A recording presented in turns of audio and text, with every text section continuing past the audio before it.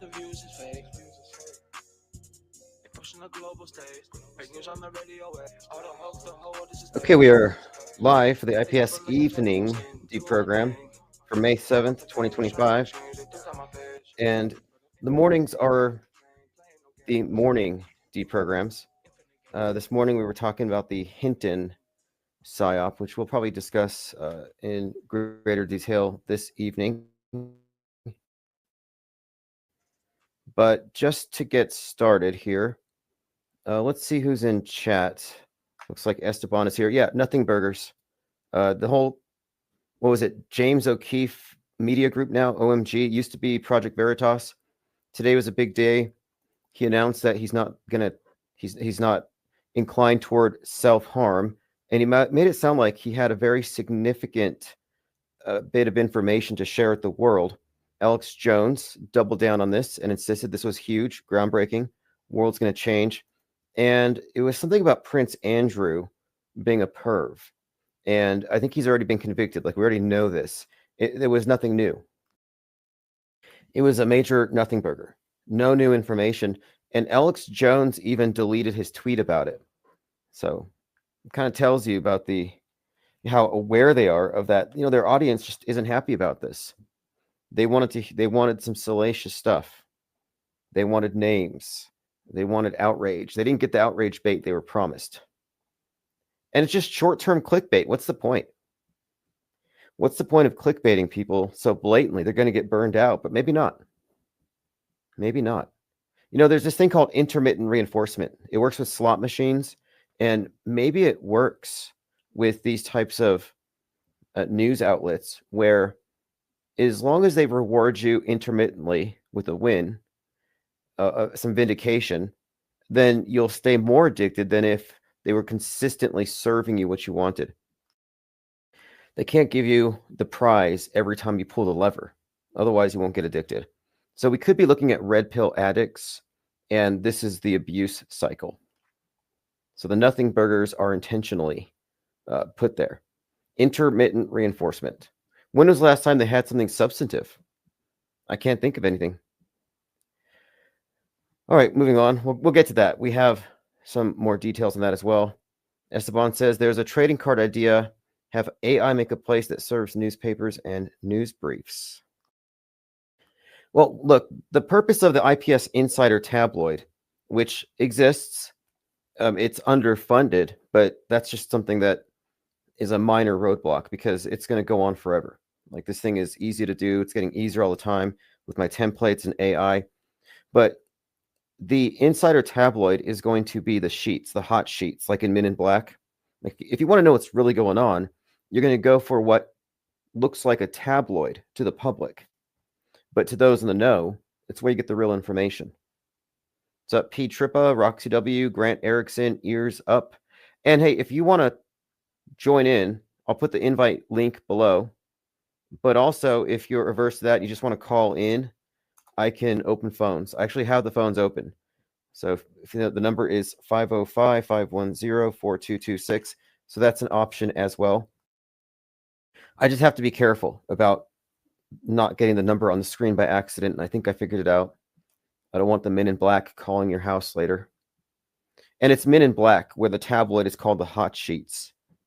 You have that scene where Tommy Lee Jones and Will Smith are hanging out. And he shows them the tabloid because that's where they're getting their leads. And it was like meant to be ironic, but it's 100% true. I mean, the tabloids that we're going to create will absolutely be the truth about these events. And sometimes the truth is simply that we're looking at influence operations. So it's real in a sense, but nobody has the right context. And this has become very clear to me as of late that you can determine something to be fake, false, a lie, an outright deception. But if your worldview is framed by even bigger lies, it doesn't make a difference. You can call out the fake moon landing and still fall for 99% of the lies. And I kind of think it's one of these things where you either see through it all or it doesn't matter. Like, you can't have one foot in the matrix, one foot out. It doesn't work that way. Like the death clingers that used to be problematic here. These, these death clingers, these corpse clutchers, like, You talk about the death count. And you say maybe that's not true, and they would be like clutching pearls. Like, how dare you? How dare you disrespect the victims? And it's just one of these things where if you're not willing to be a little bit irreverent about these contemporary myths as they're being created, this isn't going to work. You can't allow yourself to be emotionally influenced, manipulated. And one of their primary tools, that one that used to catch me in the very beginning, was guilt tripping you. They used to guilt trip us for not believing the news. It's like, wow, I thought I got away from religion and the kind of pressure and coercion to just go along, not rock the boat. But no, I think you should we are free to say what we will, but I think we should organize on this. We don't have to merge with the body of conspiracy theorists who only halfway have a clue. So I went to Perplexity today. So if you go to my minds.com, I usually have the receipts, the things we're going to talk about. But I went to Perplexity to ask for updates on various things. And I might even use this more often as a reference point for what we're talking about each day. And I've been sending out these press releases on a Substack, separate from everything else, because I don't want to spam you. But I've been doing these deep dive with Perplexity views into the breaking news and turning it into a press release and sending it out. So if you want those, I'll post a link. But lately I've been talking about the anti-positions and the importance of rejecting them. You have to be anti-anti, because the antis think they figured this out. Oh, look, we're anti. Mainstream is pro. We did it. It's like, no, you fell into the main trap. And what I'm pointing out here is that will always be fallacious. You will never have a point as long as you're taking an anti-position. And one of the things I noticed is how structural this is.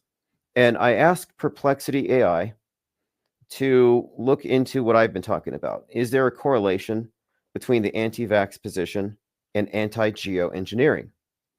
And what I talked about this morning is that it's inaccurate to call people chemtrail cultists, because it's not really about chemtrails. They're actually anti-geoengineering. And I started noticing this structural pattern between the position of the anti-vaxxer and the anti-geoengineering hysteric. And here's what Perplexity had to say about it. It says, both these positions have notable similarities in their skepticism towards scientific consensus, and they are rooted in distrust of science and fears about potential harms. Both issues have global scope, high salience, affecting broad populations and raising existential concerns. Pandemics for anti-vax and climate change for anti-geoengineering. Now, this is interesting because I pointed this out before, this political horseshoe thing and how these things always line up and how they're putting you into a box. And I was like, this makes perfect sense now, looking at RFK, Robert F. Kennedy.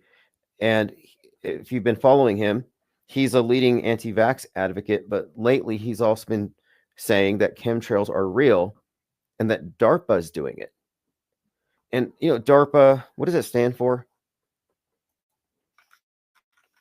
I think they're the ones that resurrected dinosaurs and engage in all kinds of weird experiments, if you believe the conspiracies. The Defense Advanced Research Projects Agency. But my point here is that DARPA is like saying the Men in Black. So if you say DARPA is spraying the skies, conspiracy theorists will all nod their heads, and RFK is now telling the truth. When no, he's just pandering. Is what he's really doing. But these positions, these anti-positions, are all shilled by the same personalities. That's another aspect to it. The same propaganda outlets are pushing the same attitudes on the same issues routinely. And I am now convinced that the anti-geoengineering position is government funded, just as much as the pro-climate change or anti-CO2 or anti-fossil fuel, anti-big oil. Like the environmentalists called Stop Oil are still out there destroying oil paintings. And I don't know if they're trying to be ironic, but they're destroying oil paintings to get attention so that we can stop climate change. And that is obviously not truly grassroots. This has got to be some kind of organized influence operation. And what I'm saying is that believers in anti-geoengineering, I guess, scenarios, because it's all hypothetical stuff anyway, they're victims of a PSYOP, psychological warfare campaign. That if you have been brought to the point we are scared of the sky falling because of climate change, you would agree with me that you have been brainwashed. The same is true for the people who are anti-geoengineering. And they're all terrified. They're scared. They feel like their whole existence is being threatened. And many of them will attack me for not being scared with them. And I'm just pointing out they're victims.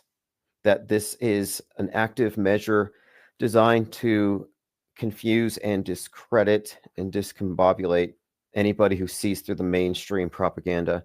So again, my heart goes out to the victims of skyphobia. It's not your fault, but it is your responsibility to un-F your own mind. Lord Laney says, ask Perplexity. A notable Hinton name from the past was Charles Howard Hinton, who coined the term tesseract, bringing the 3D into the 4D. Fascinating. Well, Hinton is the name of this father. It's Rodney Hinton Jr. So I thought Rodney King seemed to be kind of brought up here. You know, just the name made me wonder, is this going to be brought up later? Is this a factor? And his son was killed by the police the day before, and he retaliated by killing a cop. And he's being lauded as a hero by the fans of the Anthony Carmelo, and of course by the enemies of Shiloh Hendricks. I mean, all these things are on a continuum, and they're all lined up perfectly. And that Met Gala thing was the fashion of Black activists and civil rights icons. Like if you watch that Met Gala thing, it's a fashion show. I didn't watch it, but I did see that there's some controversy over some actress wearing these panties, this lingerie that had Rosa Parks' face all over it. And I wasn't sure, is this a racist? Like, is she trying to be disrespectful? I don't think she was. But the point of it is, the theme was these civil rights icons. And so that's like the mother of civil rights, Rosa Parks, the resistance she did when she was 42. Interesting story there. But the point of it is, this fits right along with everything else we've been talking about. The movie Sinners and how it relates to the stabbing and how these have been characterized. The foreshadowing by Tucker Carlson, alien attack survivor, of some incoming false flag by anti-racists against the Klan or the Patriot Front. So all of this is lining up with what we have been seeing, and now we have this individual who's being looked at almost like a Luigi. And then it gets deeper. I don't know if this is true, but there's rumors spreading around Twitter that the younger Hinton wasn't actually in the process of stealing a car, but that they missed a payment and it was reported as stolen. So I see a lot of manufactured outrage. I don't think that part is true. Doesn't matter. We're not really talking about what's true. We're talking about what people believe, and there's a pretty big gap there. But these PSYOPs are all aligning perfectly with this pattern, and I'm not sure where it's heading yet, but I'm leaning towards what Tucker Carlson said and Alex Jones, that there's going to be some kind of incendiary event, something along the lines of Patriot Front being attacked or something. It's the pattern that's emerging. We're reading the curve, as I said in that Leave the World Behind. One of the sections was the curve, and there's this character who's talking about how he can read what's coming, and he alludes to what we do every day. And I think it's a direct allusion, actually, knowing who's behind the movie, that it was sort of like a meta-scripter's view on events. Commenter says, Homeland Secure to be wise to concentrate on the U.S. 100th idiot effect. Yes, absolutely. And people are prone to react to what they see online, just like MK Ultra victims, which they are. So we'll see what the puppet masters have in store. A lot of people think it's going to be a summer of love, like 2020, which I wouldn't be shocked. I'm actually looking forward to what's supposed to happen about a month from now. 1 month from now, we're going to be talking about the Space Needle. In fact, I'm going to go watch the Final Destination Bloodline next week. I have a lot of movies to catch up on. I have to go see Mickey 17 and Captain America because we're looking at these movies and how their timed and coordinated release pertains to the influence operations of the day, what people think of as news. And all of these have had pertinent messaging, eerie coincidental timing with events. Now, the 100th monkey effect is a hoax, by the way. There's no such thing. You can't teach a monkey something here, like how to wash the mud off the potato or whatever, and then other monkeys figure it out through some kind of collective consciousness. That's fake. But the 100th idiot effect is real. That one is 100% real. It's contagious. I often wonder how many things are really contagious. Like, I wouldn't be shocked if narcissism was quite literally contagious. Like, I think it is. I think it's passed down through families, through cultures, and individuals. I think it's actually some kind of I do think there's some sort of a mind virus-like effect with certain things. Like the mind virus, not as a literal thing, but it does kind of, as a model, explain certain things when it comes to people who are very passive about what they choose to believe. Like, I've made this comparison because this is all by design. Because now we're facing the advent of disease X, the mind virus that's going to justify shutting everything down. We're getting there, and people are looking for it. They want this. They want this to be fixed. The spread of memes on the internet is just too much, and people are going to ask and beg for it to be locked down. Save us from Elon Musk and all that. But disease X is coming, and they're going to use the same arguments that they used in 2020.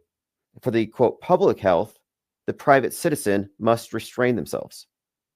For the public mental health, the private netizen will have to restrain themselves. When it comes to our content on the internet, they're treating everything that we put out there as potentially infectious, like a mind virus, a potential weapon of mass destruction. You might incite somebody, you might radicalize somebody. And this is specifically referring to the mentally ill. You notice how for the last 15 years, all these mass shooters have all been said to have been mentally ill? That they're listening to Rush Limbaugh, they pop off. They listen to Alex Jones, they go on Discord, and now they're radical. This idea has been spread for a long time. And then in the last 3 or 4 years, really since 2022, maybe Audrey Hale, Robert Crimo, they've been, I think, kind of leaning towards saying that these shooters are now leftists, and they're being radicalized by Reddit. And people on the right are fine with that because they hate Reddit. So what you see here is both sides now agree that there are mind viruses that will affect the mentally ill. So when they shut things down, it's not because of you and me. It's because of the extremists who have weak mental immune systems because they're mentally ill. It's the same thing that they said in 2020, that the asymptomatic healthy people were the dangerous super spreaders. Like, well, that's kind of paradoxical and maybe a little counterintuitive, but it makes sense if you think about it. If you're healthy and you're carrying it, but you're too healthy to notice, it doesn't mean you can't spread it to people with weak immune systems. Similarly, here in 2025, I'm mentally healthy. I can talk about whatever and go to sleep just fine. It doesn't really change my life, but they will say, well, these ideas will cause the mentally ill people to become violent or destructive or whatever they're going to say. And this is why I maintain that the general public has been given mind aids or maids by the government, meaning their mental immune systems have been devastated. Okay, I have a caller here getting through. Let me go ahead and open up that phone. 1 second. Hey, what's up, caller? Jurassic Liars. Okay, give me 1 second so I can bring you online here. And I'm going to make sure that I don't put your number on the screen. So let me tell everybody to close their eyes. Okay, so everyone in the chat, can you tell me if you can hear Jurassic Liars?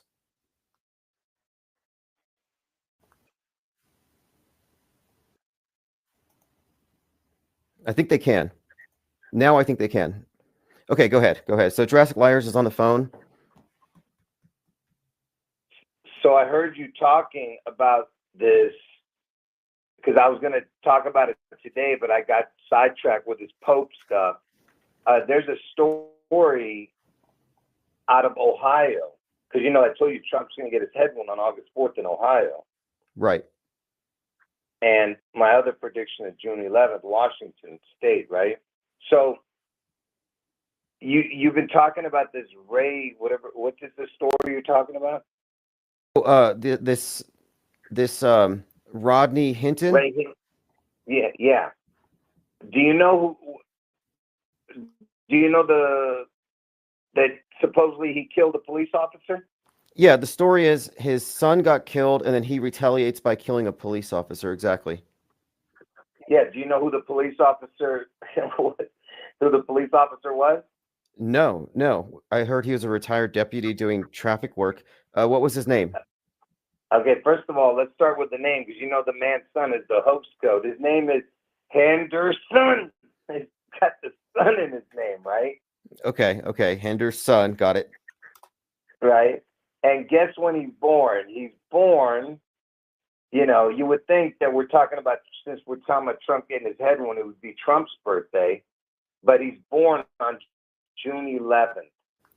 That's crazy. The cop that was killed was born on June 11th. Which, of course, says 6/11, the timestamp that Trump was shot at, 6/11. So you have a 6/11 connection in this event. That's totally expected, actually, to be honest, because the more I look at it, the more I'm seeing that this has got code in it. I think Rodney is 100% a code tied into Rodney King. And the way his family's responding, the coverage they're getting, none of it seems real to me. It seems really fake. But yeah, the 6/11 birthday on that's confirmation here that there's something to it. And they also have framed this guy to look like Luigi. You see him, Rodney Hinton Jr., in his orange prison vest, surrounded by like 50 cops, just like the perp walk with Luigi Mangione. Yeah, and he died in Cincinnati, which is in Hamilton County. And it says here, Larry joined the Hamilton County Sheriff's Office as a corrections officer on June 14th, which is Trump's birthday. Okay, so Flag Day, Trump's birthday. And how many times have we seen 6/14 connected with this? Like there's that Heather Donaldson comedian with that birthday, 6/14, who fell and hit her head. We have the 6/14 being alluded to in Don't Look Up when the meteor is going to hit the earth. So yeah, 6/14, very interesting timing for that one as well. So we have these two very interesting dates, and then connecting it to this particular event, which is part of a chain of events. Very good find there. Very good find. Yeah, and what else? Man, there was another big story. I just can't remember it now that I was going to call you about, but I can't remember what it is, man. Darn it. Well, in the meantime, I remember I posted on your YouTube page a picture of the Final Destination, the Space Needle, and how it's all about a prophecy about the Space Needle being destroyed, and how this one takes place before the first movie that was all about the plane crash and 9/11 stuff. What'd you think of that? Did you see that Final Destination trailer? Yeah, and yeah, it's all about that prophecy, like you're saying. And what's interesting is that movie is probably going to be the #1 movie when this June 11th event happens. Absolutely. And that movie, for people who don't know, Final Destination, it's got a trailer that's all about this prophesied destruction of the Space Needle. And because the protagonist warned people, it didn't happen. And now it's going to happen. But instead of taking out the Space Needle, it took out the plane in Final Destination that happened right before 9/11 that people took as, I would take that as predictive programming regardless.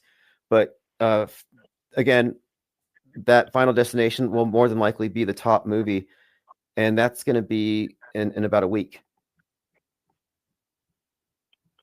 Yeah, and man, I wish I could figure out what was that other thing I was going to tell you. But yeah, keep going talking, man. So Okay. I figure it out. So I've seen other people looking into it, and they noticed that the girl in the movie that warns everybody the Space Needle is going to explode is wearing a blue dress looking like Dorothy in the Space Needle.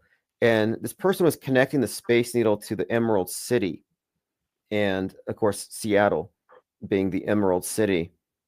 And then someone else had remarked something about Kate Perry going to space around that time. And at one of these music award shows, she had actually done this Wizard of Oz skit. But yeah, I have the channel. I think it's called. Let's see if I can find it. There's a YouTube channel where this person done a breakdown of it. But this, I have to wait and see. But it's beyond any doubt here, though. The movie's going to be consistent with the pattern here because it, like the first one, yeah, go ahead. Yeah, just real quick before I forget, you've been talking about this other story, but you keep not mentioning the most important part about that twin story that the black guy killed this twin, Metcalf. Yes. And how come you're not mentioning that the kid looks like Elvis? Okay, I hadn't thought about that, but let's get into that because Austin Metcalf gets killed by Anthony Carmelo. There's a twin scenario.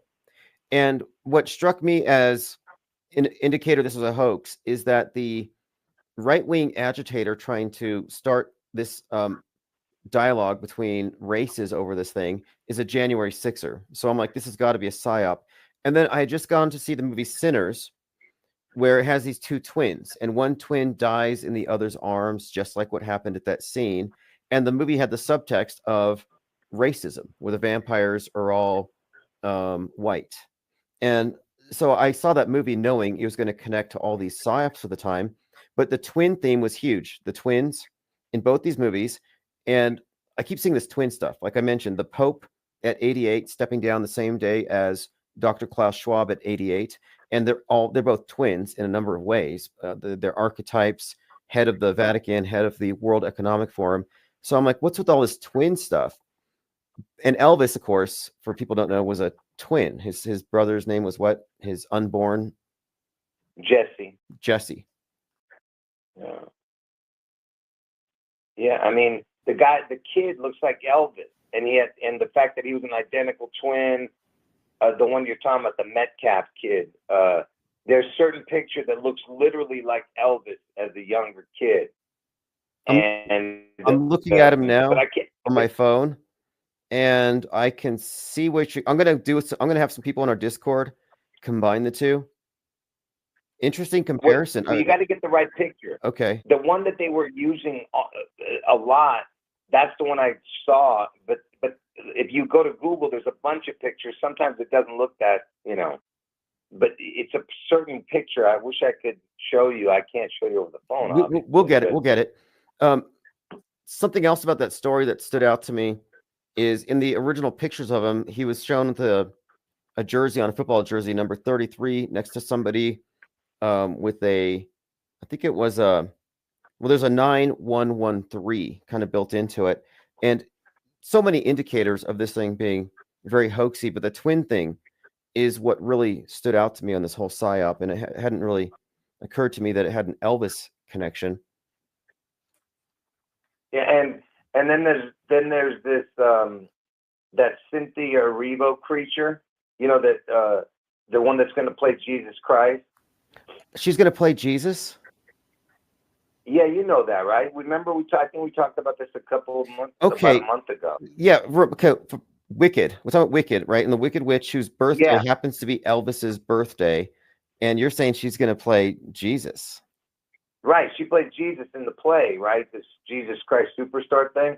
And there's a new something that just came out about it, besides what we talked about before when I mentioned it, because that creature who was playing in the Wicked movie was the Wizard of Oz thing and the Emerald City crap. And remember, they were both at the Rose Parade, the Wicked float, and Elvis was there with the Mississippi float. And then on Elvis's birthday, 7 days later, after the Rose Parade, you had the big fires where the Rose Parade was. The whole place burned down, right? I remember all these connections, and there were some very specific things about the float with Cynthia Erivo, and that's when he told me she had Right. Elvis's birthday. And the significance here, if people don't know, she's the Wicked Witch, and at the end of Wicked, she flies above Seattle or the Emerald City, symbolically, and does an EMP, shuts it down. And it says here she's going to portray a female Jesus in Jesus Right. Christ Superstar this August. So yeah, so that's Elvis basically, because the creature's born on Elvis' birthday. But here's the catch. So I'm sitting here watching TV the other day, this was like a couple of days ago. All of a sudden I see it says Adam Lambert is playing Judas, right? And Adam Lambert is this idiot from American Idol who came in second one year, one of the seasons. He became famous, and now he even sings with the band Queen sometimes. But that dude, if you look at him, he looks just like Elvis, and he kind of looks like that Metcalf dude. So Judas is Elvis. Because remember, I told you Judas equals the word Satan in Gematria. And Satan entered Judas in the Bible. I didn't know that. So, but okay. So I'm looking at his pictures, and I can certainly see how Adam Lambert had been stylized here. So we're looking like archetypes is what we're really talking about. And these are meant to be visually similar. Lambert cast as Judas Iscariot in Jesus Christ Superstar. Okay, I see that. and he loves Elvis. He's copied Elvis's style a bunch of times. And so anyway, the point is that it's basically the whole thing is Elvis. Elvis is Judas. Elvis is Jesus. You know what I mean? Because the whole thing is like an Elvis connection. You know. Well, the Space Needle That's Elvis connections. The Space Needle, which is the subject of 611, has so many Elvis connections that we can get into. But the main ones, I think, well, Dr. Evil, of course, his headquarters in the Space Needle. But what were the other ones? So we have the whole 42 thing as well as like totally encoded into the Space Needle. Elvis's death at 42. He's got a lot of this 42 code. And I've correlated this number 42 with the fallen angel concept, or the descent of light into matter, and the rock star. In fact, a meteor, it's a rock, but you see it as a light in the celestial, then it comes down. And I look at Elvis as embodying this fallen angel archetype in many ways. Yeah, and Elvis died at the age of 42. Washington's the 42nd state where the Seattle event's going to be. And when Elvis made the movie, it happened at the World's Fair where he was in the Space Needle. He was the first famous person to have anything to do with the Space Needle when he made that movie. And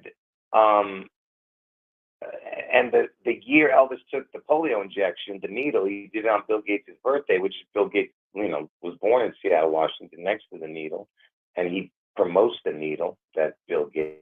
But anyway, he took it on Bill Gates' first birthday, the needle, and the guy who invented the polio injection was 42 years old on that day, same day as Bill Gates' birthday, the day Elvis took the needle, Interesting. That's a fascinating connection there. The polio thing. I knew the Bill Gates one, but the polio guy, that's and these numbers and codes, whatever you think of them, they are there. The Space Needle is 42 meters wide at the UFO, it's designed to be a UFO, which adds to 42, and it's a 42-second ride to the top. And 42 is heavily encoded into SpaceX, thanks to Elon Musk. And they say it's because of this Hitchhiker's Guide to the Galaxy, but that's misdirection, because the 42 is consistently used throughout even Blue Origin. Like Jeff Bezos, who's Dr. Evil, he has a $42 million clock in the Sierra Diablo Mountains. I mean, that's like code, obviously. Kronos, Saturn.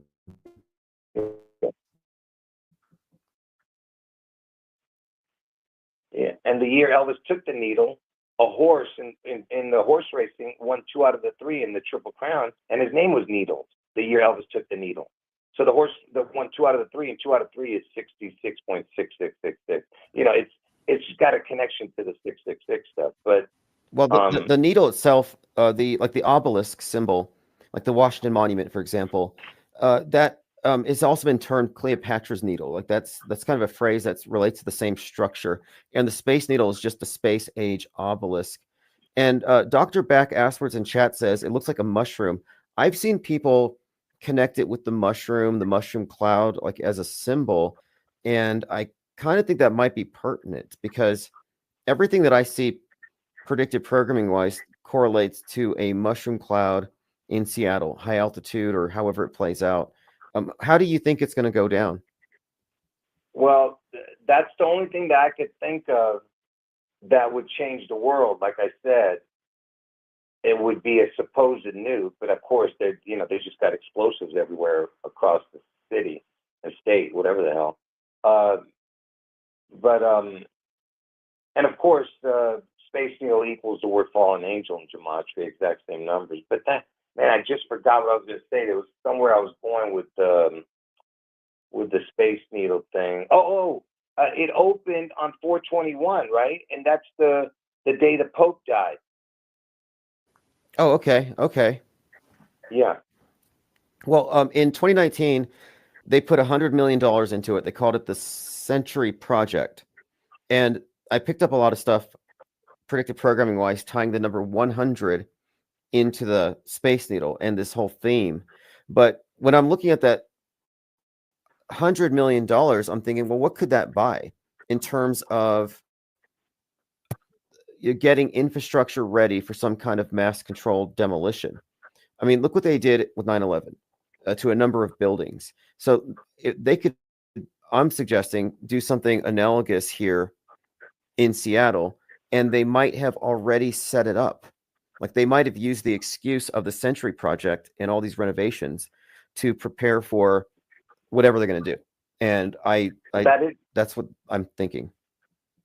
Well, that's what I said when they were doing it. I was telling them that's what they probably did with all that money that they spent on it. And also, same thing with Amazon leaving most of the area of Seattle, the headquarters.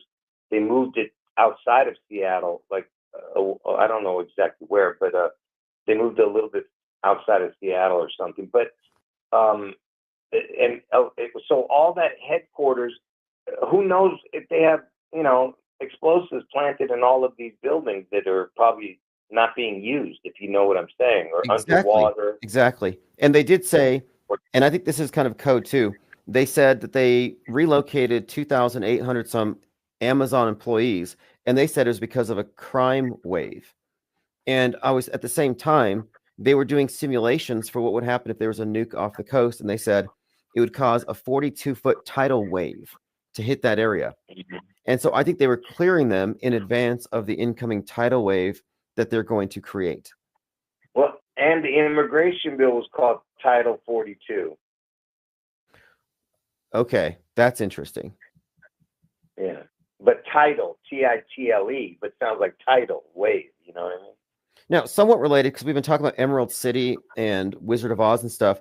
So I was recently reminded that Dr. Oz was born on 6/11, and he was born in Cleveland, Ohio. And so there's this repeated code, like Cleveland, this implication of the fault line being somehow targeted with something in order to break the land or something, or create this cleavage. And so is that what you're still thinking? It's yeah, that's why he picked Oz as his next to him. I was talking about Oz before Trump ever even mentioned him in his thing.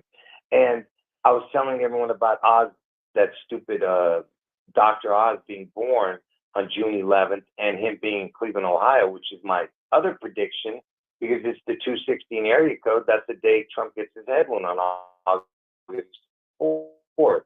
But I'm not saying it's going to happen in Cleveland. I'm just saying it's going to be somewhere in Ohio, but it has to be August 4th.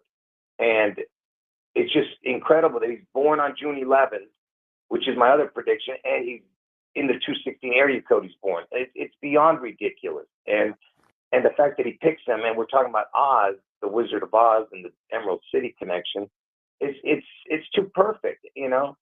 Oh, and something else too, because you're always correlating head wound and the nuke.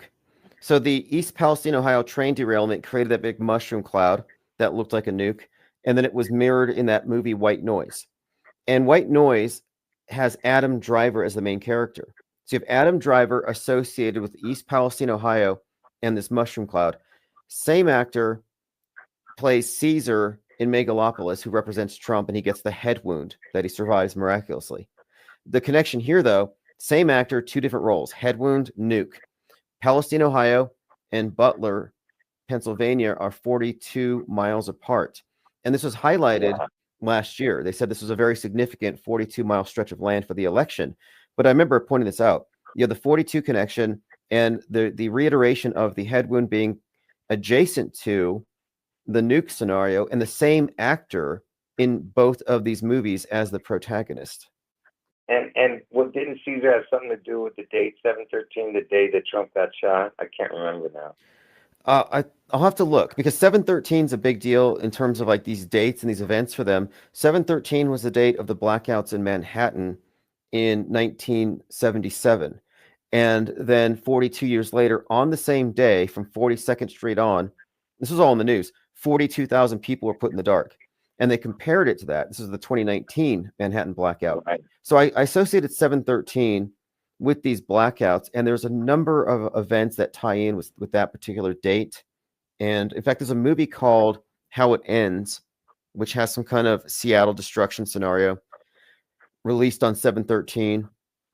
Again, this is all interconnected.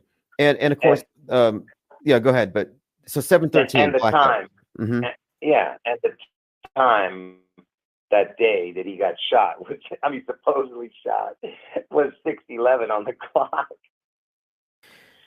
That's ridiculous. 6:11 and 33 seconds. And they even, I mean, I've seen influencers high up in right-wing media saying that's a sign from God. 6:11 is Ephesians, the armor of God. And it's like, they probably believe that, I'm sure, but that's just code. And the fact that this guy you mentioned, the police officer, that's his birthday, that's proof positive to me that we're looking at another PSYOP hoax, but it's also more foreshadowing. I mean, this is a pretty intense buildup. Right, and then he went back to Butler, Pennsylvania, 84 days later. 84 days later, went back to Butler, Pennsylvania. And he did the moment of silence at exactly 6:11.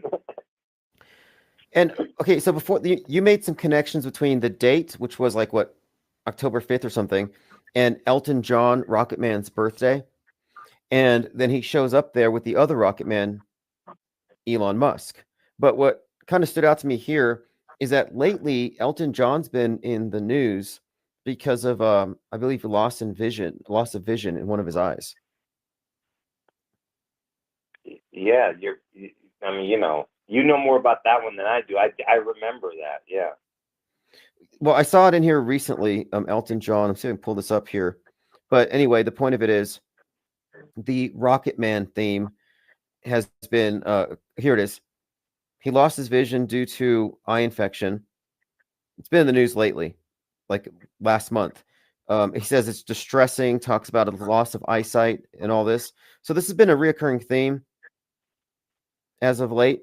And then we had the thing with Jay Leno, who lost his ear and then his eye, or had his eye injured.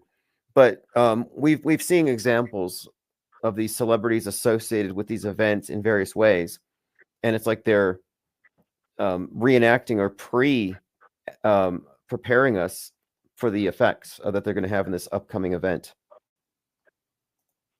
Yeah, and I mean, just the whole fact that he did a moment of silence at 6:11, 84 days after he got his ear clipped. He goes back to the same place 84 days later. So he had the 8-4 connection, 6:11 the time. He makes a moment of silence and then rings the bells. It's like warning, and then he's got Rocket Man there next to him. And Rocket Man, all about Kim Ding Dong, the North Korean dictator, who was born on Elvis's birthday, 1/8. So Rocket Man all connects to everything, in this puzzle. And rockets are all about the nuke, Well, in the Elvis movie, he made 2 mentions to getting on a rocket. He made these strange comments about getting on a rocket and going out to the Rock of Ages. I don't know what the hell he's talking about, but they put these lines in there. And as I talked about before, when the Elvis movie came out, it was preceded by a trailer for Black Adam with The Rock. So you have Black Rock again. and he descends to Earth. He's got the lightning bolt. He's a savior. And then, of course, so you got the Black Rock descending to Earth, savior. Then it opens up with Elvis as a child with a lightning bolt around his neck. And then he starts learning how to dance and sing. And then it fast forwards to where he's working for the electric company. But this repeated theme of the rock star, the black rock, the fallen angel, falling from the sky like lightning, Mr. Satan or Starman, which of course Starman is the Elon Musk project where he sends the car into space. So Elon Musk sends David Bowie as Starman. David Bowie has, of course, the Elvis birthday. So you have a direct connection with Elvis, Bowie, Starman, and who is Bowie and Starman but the man who fell to Earth. That's who Starman is in the songs from 72 called 5 Years, and it's about the Starman who's coming down to save us. Yeah, well, and that's what Starman is, the Mr. Satan. That's Elvis. Elvis is Satan. That's the whole point. It's not David Bowie, that's for sure. David Bowie's just singing about Elvis. That's why he had Elvis's birthday, you know? Well, one of the things that I noted about David Bowie is that from the beginning, his music has corresponded with the space program. I think David Bowie is based on David Bowman from Space Odyssey, because it's Space Odyssey and Space Oddity. And then he got in a childhood fight and one of his eyes was damaged. So he always had this like enlarged pupil in one of his eyes. So if you look at the various pictures of Bowie, they always emphasize this one eye symbolism built into his character. And then he had the lightning bolt over one eye. None of this is coincidental. And I think that combined with the Elvis birth date and in fact, I think he and Elvis nearly worked together on a version of a song. I think it was Golden Years or something. But there's some deliberate overlapping with these different characters. Yeah, there's lots of connections with this Bowie. Besides the fact that, oh man, I forgot the second part of what I was saying, but let me just get to the first part. He had the Resurrection on 84th Street album or something. If you want to look that and tell me what it was again, I forget. Okay. But it was called Resurrection on 84th. Okay, let me look that up. I think and that's 84. Yeah, you're the one that told me about this one. And okay, speaking of David Bowie, David Bowman, Space Odyssey, J.D. Vance, his name was Bowman at some point, right? Yeah, Donald Bowman, Donald Bowman or something like that.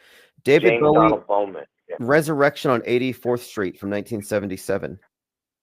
Yeah, and the reason I was bringing the second part up just real quick is the Space Oddity, which is correlated with the Space Odyssey theme, the 2001 Space Odyssey theme.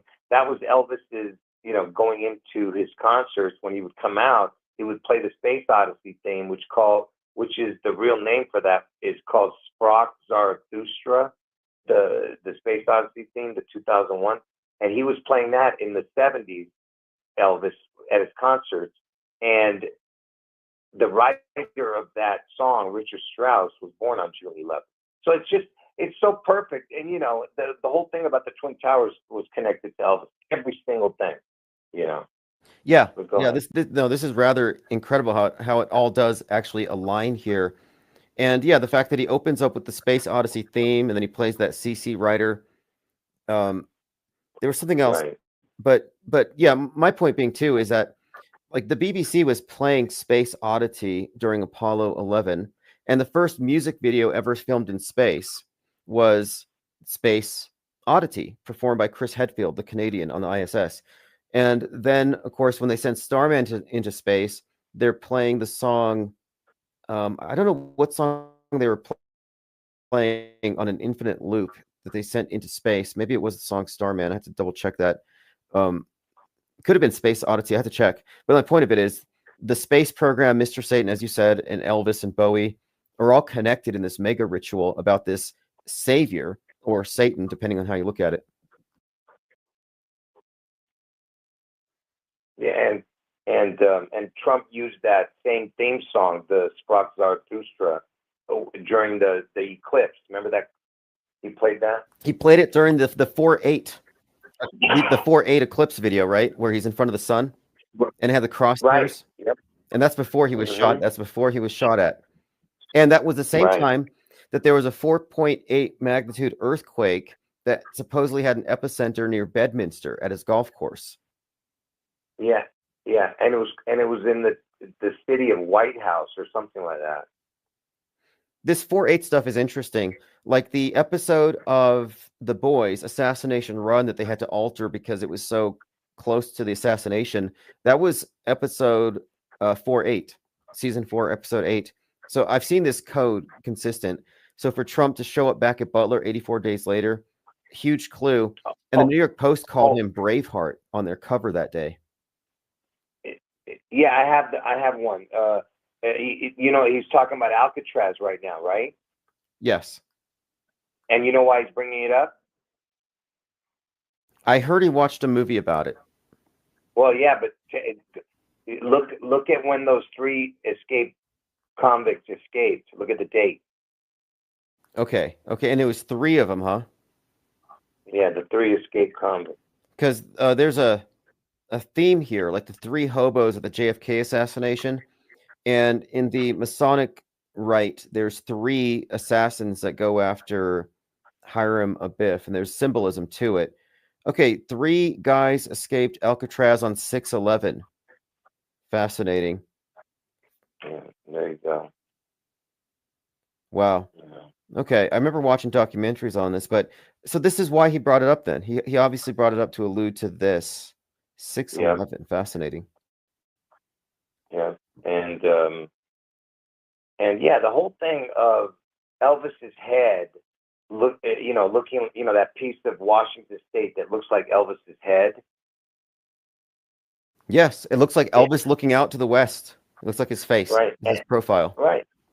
And they were calling it the chop zone during the pandemic. It's so, like, I'm telling you, something is going on where they're going to either, chop that part off, and then that'll be the image that they use for memory, like never forget, and then put like King or something, King 42 on there. Who knows what they're going to do? You get what I'm saying?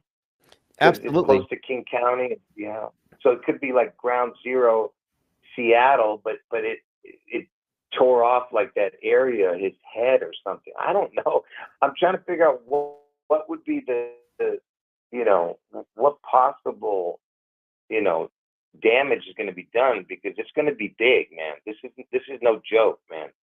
No, I think this is the next 9/11 that you're describing, and one of the things, the 6/11 is upside down 9/11, meaning the source of it, I think, is just going to be internal, domestic, violent extremists. But what I think they can do is, like we saw with 9/11, controlled demos. They control how it's presented to the media, but the extent of the destruction is likely going to be far greater. And I'm not sure exactly how it's all going to be pulled off, but I don't know. The idea of Cleveland, and they said I brought this up the other day, the chop zone. Like, there is this repeated theme of a break, and then at the end of, speaking of 4/8, season 4, episode 8 of Stranger Things, the town of Hawkins, which I think represents Seattle, splits open, and the hellfire comes out, and so it looks like nuclear fallout raining down from the sky. That's the season finale. And the same episode, 4/8, the actor Matthew Modine's character gets shot. He gets sniped. Matthew Modine plays Joker in Full Metal Jacket, who represents JFK. That's why he's got the target on the side of his head, and they make all these JFK jokes. Like JFK, he was a war photographer. But Matthew Modine, 4/8, gets shot and killed in the episode where the ground splits open in what appears to be Seattle. And in that same episode, the American guy is wearing a Hulk Hogan shirt, and he's fighting in Russia in this prison. He's fighting this thing called the Demogorgon, which I think represents something like the Kraken or the submarine that launches the nuke or something like that. Yeah, man, there's so much, man. I just called to talk about that one story about the cop. I mean, because you've been talking about it for 2 days, and I didn't get a chance to, because I was doing live streams, so I didn't call you. But yeah, you remember to talk about the 6/11, and that he was it was in Ohio, and I'm saying Trump's gonna get his head one there, and it was the cop's birthday was 6/11. His name is Henderson. He's got the son. So 6/11, and his first time coming to Hamilton County was on 6/14, Trump's birthday, which is the county he's in right now. I mean, he died in. Trump's birthday, which they did say he's going to have 6,000 soldiers. So his birthday has already been talked about, and this isn't too far in the future. I mean, we're already May 7th, so we'll be talking again soon. But hey, great information. That ties a lot together with this Rodney Hinton thing. There's just no way. I mean, that's just too perfect. So thank you for calling and informing us on that. We'll continue to look into it. All right, man. Can you put the link to my channel in the chat? Yeah, in fact, I'm going to put a link to your YouTube channel on the hoax report. I have this thing called the hoax report, which is sort of like the Drudge report, but it's just a bunch of links. And so I'll put in the RSS feed for your YouTube, and anytime you post, it'll automatically update there. So there we go. I put a link to your channel, Jurassic Liars. All right. All right. Thanks for the call. Have a great night. All right. Bye. All right. That would be Jurassic Liars. I want to make sure I get everyone the link, but I will put this channel up on my on the Auto Hoax Hub. And if that's not the right link, someone else spam it in there and I'll highlight it. All right, so let's go ahead and run over to minds.com and we'll see what I have earmarked there. Okay, here we go. Minds.com/Infinite Plane Society is where I post links to everything that we're talking about, in case people doubt what we're saying. You know, if you want to fact check me, you know, I fact check myself. Occasionally, we report on something that we can't quite verify. Like we're still trying to figure out, is Mr. Beast connected to Shiloh Hendricks? And we looked into that, and all indications are no, but I don't know. I mean, if you look into how they do witness protection programs and backstories, how CIA agents go undercover, you know, it's hard to say, you know, where the real story begins and where the fake backstory has, or how the backstories replace the real story. Because in this case, if they're related, they blurred that, or they effaced it, or they provided reasonable doubt with the fake docs that they released. Because one of the reasons she got the GoFundMe, this Shiloh Hendricks, is that her birth date had been released. So it all seems to check out. And I think there was a conversation in Gilded today. Someone was looking into it and they found some interesting connections. Apparently she has some email address connected to the Hansen brothers or something. Anyway, moving on. I'm trying to read your comments. It's a little blurry for some reason. I'm having some gremlin activity. Must mean we were talking about something that the powers that should not be do not want us discussing. Any minute now, I'm sure it'll fix. But thanks for posting the link. If you want to get in, just click the link below. I'm putting a link if you want to join. We're on StreamYards. And yeah, my whole screen has just turned blurry. Doesn't surprise me. If we are less than a month away, biggest psyop of the century, because this one's going to be bigger than 9/11, then I would expect it. By the way, the Met Gala event, I was talking about how it had this theme of civil rights fashion, civil rights icons. Colin Kaepernick was there. Colin Kaepernick, 49ers. He was the quarterback during the Blackout Bowl, Super Bowl 47, when it went dark for 33 minutes. And I remember thinking about it at the time. There's some significance to the fact that he's in a key position, quarterback, during the 33 minutes of darkness, Super Bowl 47, because I thought this has to allude to the 47th presidency and the blackout. And what's the connection here? Well, Colin Kaepernick is connected to the national anthem. And we were just talking about this in Discord about the significance of the Francis Scott Key Bridge getting knocked down at 1:28 a.m. Last year, just like we were talking about other similar structures like the Golden Gate Bridge and its connection to the same theme of the West sinking, leave the world behind, this major blackout. And so it's notable that Colin Kaepernick, who's heavily associated with the 1619 concept and this blackout and kneeling during the national anthem, would make an appearance at this particular event a couple nights ago. Supposedly still trying to get the NFL, even though it's been 10 years. But a couple of things that are significant about him. One, he was the one kneeling before Derek Chauvin and before BLM. So the symbolism of kneeling was introduced at that time.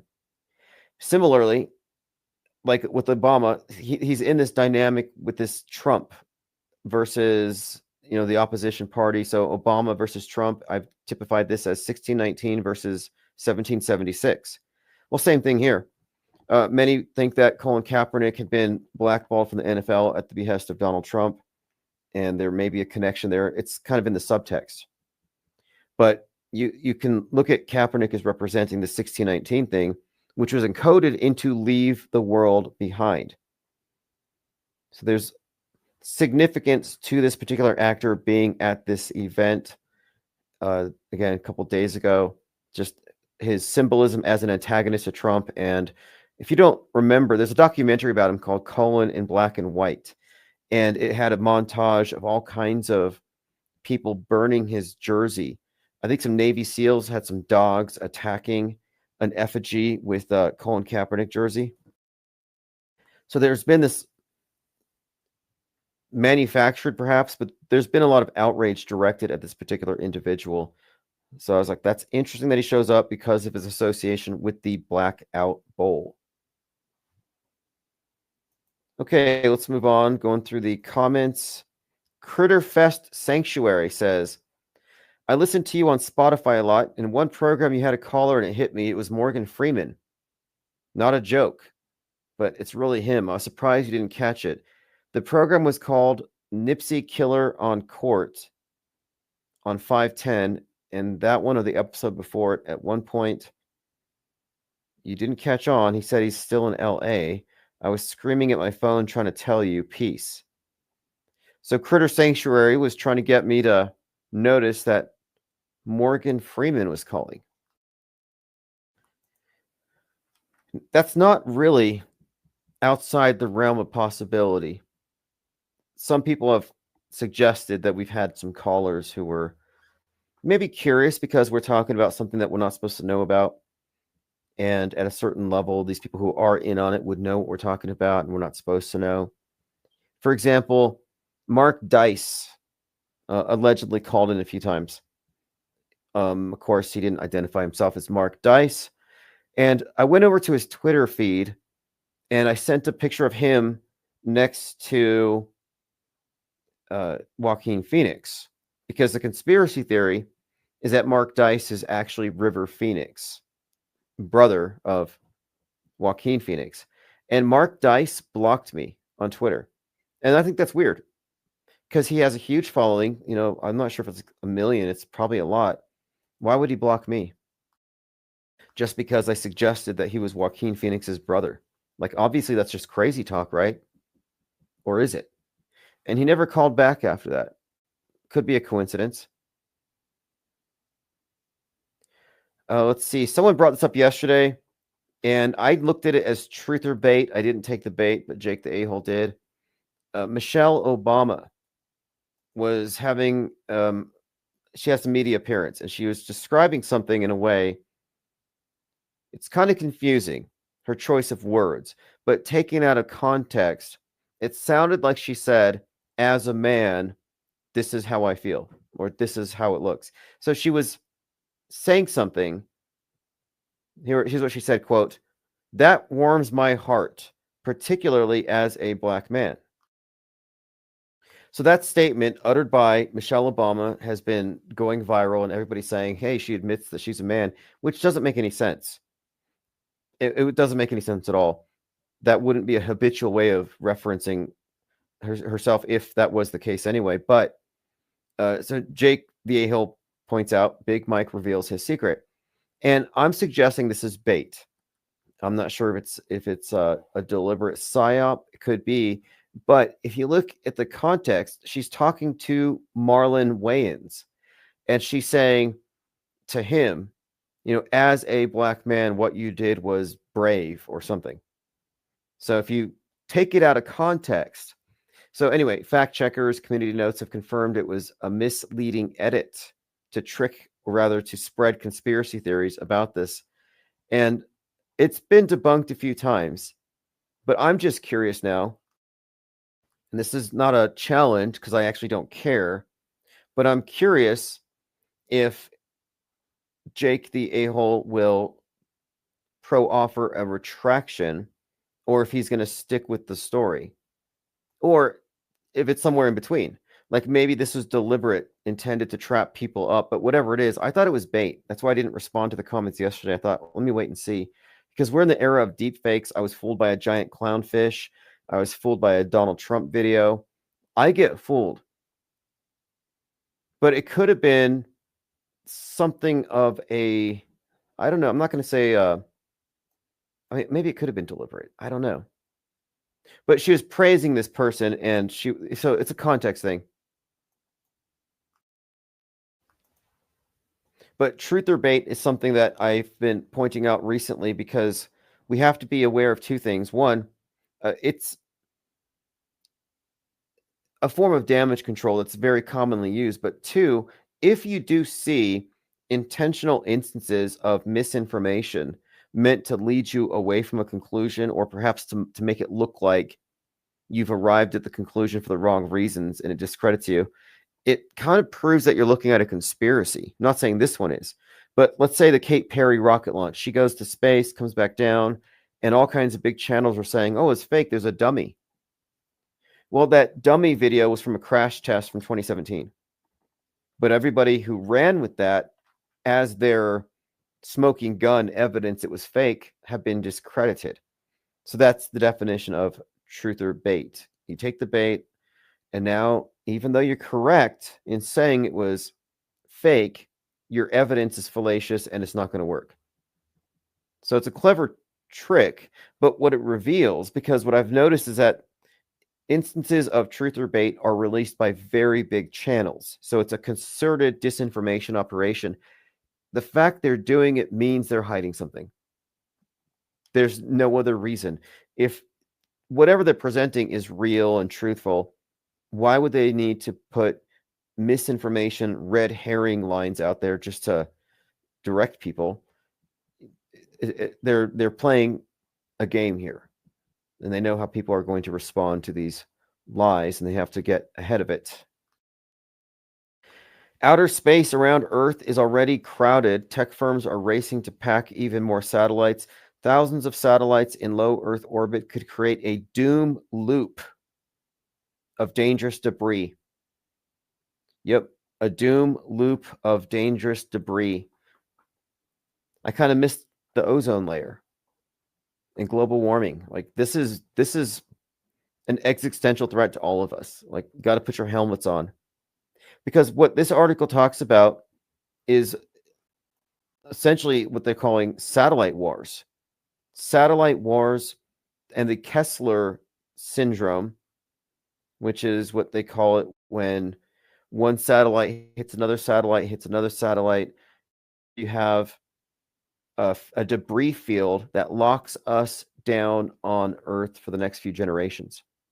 And so what they're trying to do here, and this is intentional, there's this correlation made between outer space and inner space, the space between your ears and the space up there, and Elon Musk's role in it. And what has his role been? His role is to fill up outer space with space junk so the global commons will say, hey, no more rich people, no more billionaires. We can't handle it. These billionaires are endangering entire systems for everybody else. So they've already won that. This is a propaganda war. They've convinced the public that billionaires are a threat to Gaia. But at the same time, Elon Musk is buying the biggest social media platform and flooding it with mind junk.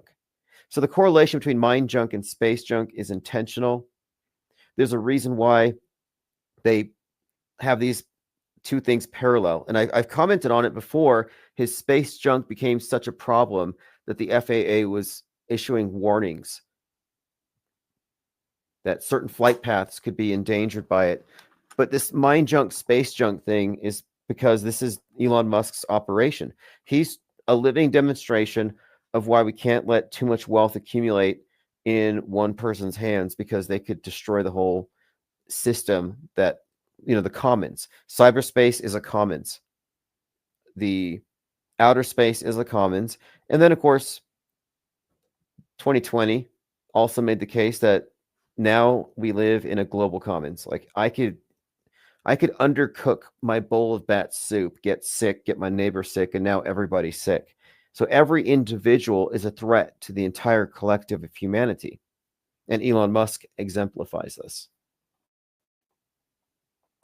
So all of his opinions, by the way, every one of Elon Musk's publicly expressed opinions has not come from a deep-rooted belief in traditional values. No, he is a provocateur, and he is pushing views and opinions that are from the right side of the political horseshoe purely for political reasons, manipulation reasons, and psychological warfare. There's no way he believes any of it. He certainly doesn't believe that that Kate Perry went to space. Elon Musk knows that's not true. He knows that moon landings are fake. He knows this stuff. He's in an interesting position because people take his character so literally, but no, he's actually a construct. He's a Frankenstein's monster, and he's the Pope.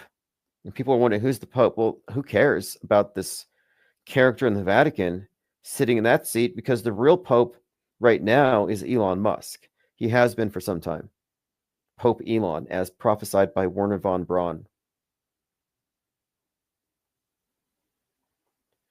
All right, outer space around Earth is pretty crowded. Tech firms are racing to pack more in. The largest is SpaceX's Starlink, made of more than 7,000. And guess how many they're putting up there? 42,000 for some reason. And of course, CubeSats, 42,000 CubeSats. This is all, I think, if you ask me, it's all symbolism pertaining to their god, Saturn, the god of what? Time, space, constriction, control of the material realm. But the cube, of course, the whole satellite thing, orbiting satellite. Well, when they're not floating in space, they're falling. And the idea of falling eternally, I think there's something kind of poetic about it, but ultimately I think that the whole premise of it ties into the Elohim and the worship of fallen angels. I'm pretty sure there's a deeper subtext to all of it. Mr. Satan, Starman. This stuff isn't just to distract you and get your attention. There is a deeper esoteric meaning to all of it, which we're trying to unpack here. Moving on here, it says these satellite companies are also, we're talking about competing satellite companies, so it's not just SpaceX. You've got Chinese internet constellations setting up space futures. Again, we're talking about space wars, essentially, here. There's a competition. It says more satellites shooting around the Earth at 17,000 miles per hour will mean a greater chance of potential collisions. And recently, there's been reports of this Russian satellite that's out of control, just like the movie by Francis Ford Coppola, Megalopolis. And when that movie was in the various festivals, when it was first in the festivals, I noted, hey, look, the movie trailer has Russian space junk falling on New York.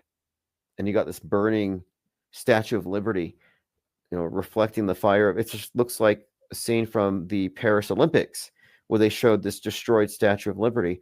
But at the same time that the Francis Ford Coppola's movies trailers were out and we looked at this space junk falling, it was reported that a Russian satellite had blown up into 100 pieces and necessitated the locking down of the astronauts on the ISS. Many such examples. But anyway, there is one particular Russian satellite that's erratic right now, and supposedly it has a nuke on it, but they say it's a dummy nuke. That's what they say. But isn't that what they would say if they didn't want us to panic? So it goes on to say here, Kessler syndrome is a nightmare space scenario in which the number of satellites and orbital debris is so high that collisions occur, generating a cascading series of collisions. We're talking about an avalanche of space junk coming soon. I saw a trailer for the new Avengers when I was watching Sinners, and that's when it was still called the Thunderbolts. They changed it to the new Avengers. But the opening scene had a bunch of looked like space junk landing all over New York. And I saw a trailer for another movie. It might have been 28 years later, but it had lockdowns because of fallout, apparently. And there was something else. I think it was, I'll pull it up on my Twitter. There's this trailer that just came out for a movie that appears to be about lockdowns. It's called, oh yeah, Rebel Black sent this to me. This is where it's at. He says, did you see a trailer for this Netflix show? And I'm going to go watch it tonight. It's called The Eternaut. A deadly snowfall kills millions. So this ties into a couple of things. Season finale, Stranger Things, Hawkins opens up, and you've got what looks like fallout raining down from the sky. And I was comparing this to the imagery of the season finale of Westworld when Westeros burns because the dragons, but you have the snow coming. They say winter is coming. So there's like this 1,000-year winter. And it happens to hit as Westeros burns. So you've got snow mixed with ash raining down. And to me, I interpret this as fallout. Just like with Hawkins in Stranger Things, it's hellfire. So you got fallout. And then, of course, the movie Fallout, Oppenheimer. I've been looking at all this buildup towards some kind of a fallout scenario. And it's appearing in more and more films. So this movie Snowfall, I'm watching the trailer, and it talks about something being in the air that's killing people. And just the other day, someone had asked me what I thought about the significance of Marilyn Manson covering Phil Collins' Genesis, Something in the Air. And here's what I'm thinking, because I think this song is significant. One, I think it's his first #1 Billboard, and we're talking about Marilyn Manson here. But again, he did the cover of In the Air Tonight, Something in the Air. And we're talking about this movie and fallout and this airborne threat. Well, he's touring right now behind an album called One Assassination Under God, which came out on JFK's death day. So 11/22. So again, JFK death day album One Assassination Under God comes out. He closes his sets with the song Coma White, where he plays, in the video, he plays JFK getting assassinated. So you have that connection. And now he's releasing this new song to go with his tour called, or a cover of, Something in the Air. And I'm like, that's kind of interesting because in the context of predictive programming, it kind of reinforces the idea of incoming fallout. Rebel Black says, between Marilyn Manson and Netflix, who needs a crystal ball? I saw that AI-generated tweet about Trump earlier. We live in a weird world order. Yeah, weird world order. I like that. The WWO. It's not the new world order. And it is getting increasingly weird.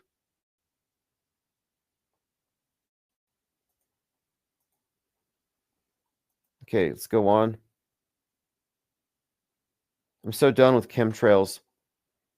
I reached a breaking point today where I started taking images of chemtrails that have been shared with me by chemtrail believers, and I'm putting them on We Do Not Consent. So I'm kind of thinking I'm not going to get rid of it. It's a huge grift. So I might as well see if there's a market for coffee mugs with chemtrails on them. Because if you want to wake up every day and think about the poisonous skies and talk about it and always have it on your mind, this could be of great help. So here's where it is. It's We Do Not Consent. You can see the sun, very pale. Skies are milky and toxic. And you see those white lines. What are they spraying? What is that? Nobody knows. It's a mystery.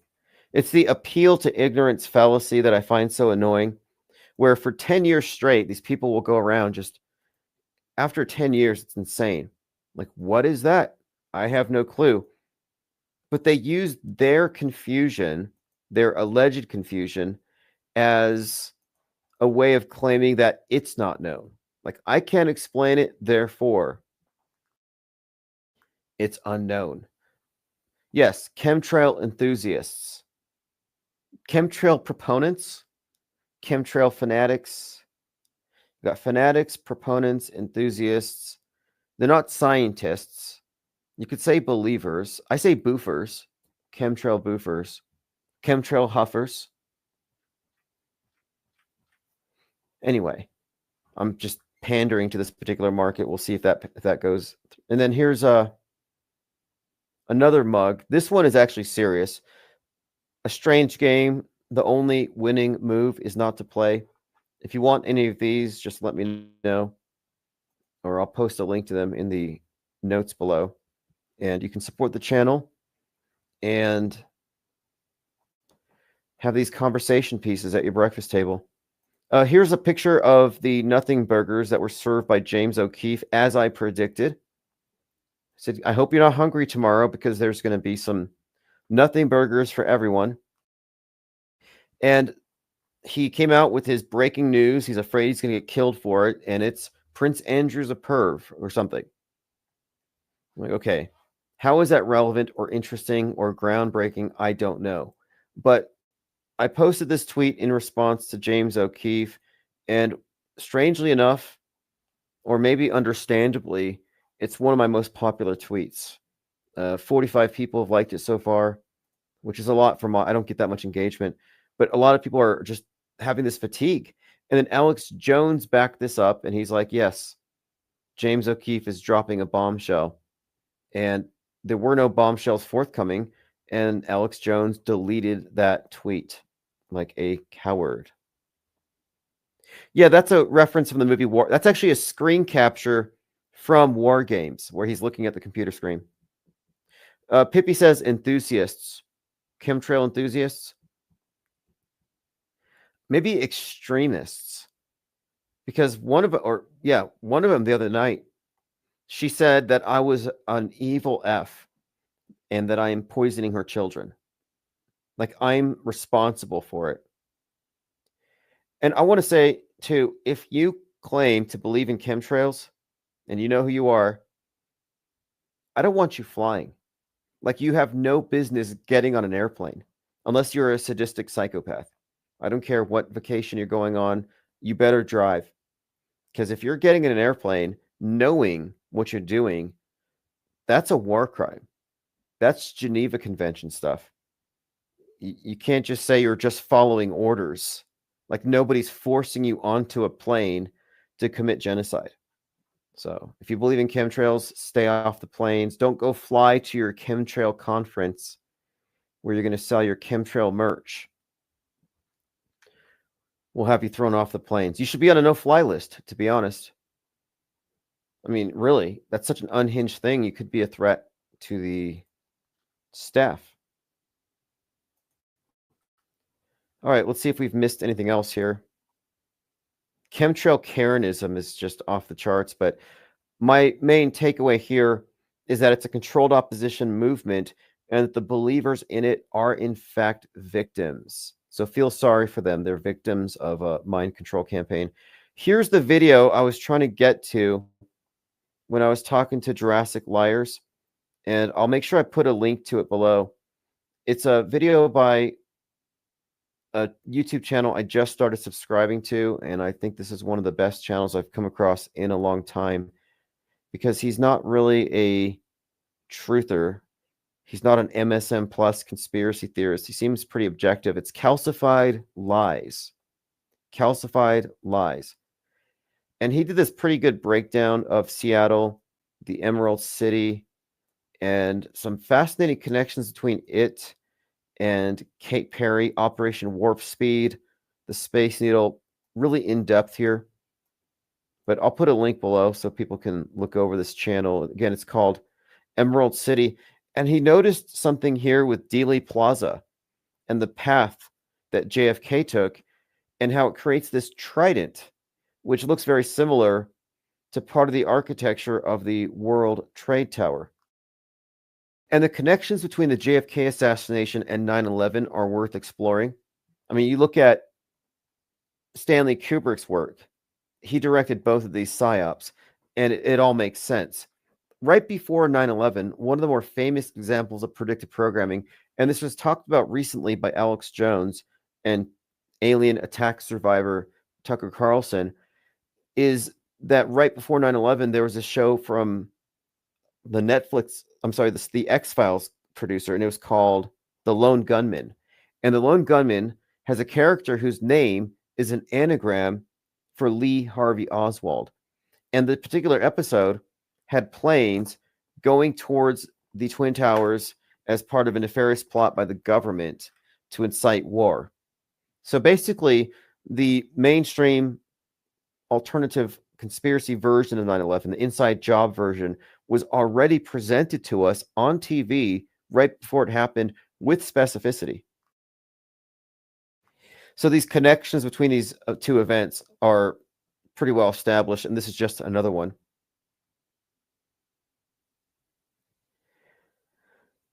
All right, let's see. NA Literalist said it'll be a huge burger tomorrow. What's tomorrow? Because Trump said on Friday he has something big to say. This thing with James O'Keefe was a nothing burger, but I knew James O'Keefe was a phony. Well, he's like this fake outside independent journalist, and he's going to uncover stuff with his little webcam where he just takes out. This is so insane. He puts on like these Groucho Marx glasses, his terrible disguises, and he talks to these whistleblowers, or not whistleblowers, but arrogant evildoers who inadvertently reveal truths because they're on camera getting a little hammered. It's just this kind of routine. It's like almost like a shtick, like a comedy routine, but nothing that Project Veritas has ever revealed has been anything more than just political scandal and drama. They never talk about crisis actors. They never talk about fakery, media fakery, anything of the like.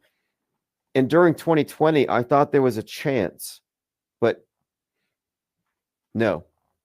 After 2020, it became clear to me that there aren't any media organizations out there, independent or otherwise, who are interested in revealing the truth about the world stage. They're in it. They're not outside of it. They're not here to disrupt it. There is no way of contesting it from within anyway. 777 says, Trump always has something huge to say or read on his script. That's actually a technique, and he does it all the time. And I read one of his books. When he first jumped onto the world stage to run for president, I read a couple of his books. One of them was called Trump 101. And in it, he does talk about the power of creating visions in people's heads, getting them to think big. And you're not even considering budget or what's even attainable, but you create visions that people can conceptualize and pursue. And this is what you would also call future faking in the realm of interpersonal manipulation. Essentially just lying about some grandiose plan for the future, keep them focused on that, and they don't pay attention to how bad things are right now. And by the time you get there, they've already exhausted themselves. I mean, it's like a carrot on a stick. So he brings up Alcatraz and releasing the files on JFK. How many times have we heard huge promises that have amounted to nothing? The whole QAnon movement was like this. They kept saying 2 more weeks. Just sit back and eat the popcorn. You know, the first time I encountered a QAnoner, it was actually before Q. His name was Cathexis, which we subsequently started spelling with a Q, because he was the first one that really pushed this on the IPS. He came into our servers and he's like, hey guys, it's very negative to talk about the conspiracies. Let's talk about the prospiracies. I'm like, what's a prospiracy? He said, it's the good news that there are good guys called white hats on the inside who are working for us. You don't have to do anything. And he was trying to dissuade me from this. He said, you're really brave. Why are you going on YouTube and talking about this stuff? You know, the white hats are going to fight the black hats for us.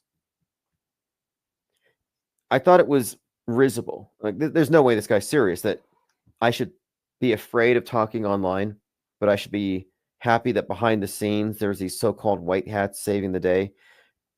And I kind of ignored it. But then later, that became the standard talking point for the whole Q movement. The whole idea of white hats behind the scenes working to save us from something. Anyhow, this particular Q narrative about this white hat thing was actually kind of pre-Q, but we had experienced this before and just came through our whole server like a plague, now that I think about it. But the whole time they were saying there's going to be an awakening, just 2 more weeks. Trust the plan, trust the plan. And they constantly posted emojis of popcorn. Nothing but popcorn. And the whole premise was you should just be eating popcorn and watching TV because it's all just a movie. So they had these mantras they repeated. Well, then 2021 comes around, and a lot of them were convinced that Trump was going to overturn the election. It seemed like that was going to happen based on what they were saying. But they were contented just to eat the popcorn and wait and trust the plan. And we watched what happened. They were betrayed. They were honeypotted. They were smeared, just guilt by association. Anybody with the MAGA hat got pulled under this big tent of insurrectionists. My point being, they were nullified with future faking. The Great Awakening. Is anybody talking about the Great Awakening anymore? Whatever happened to that?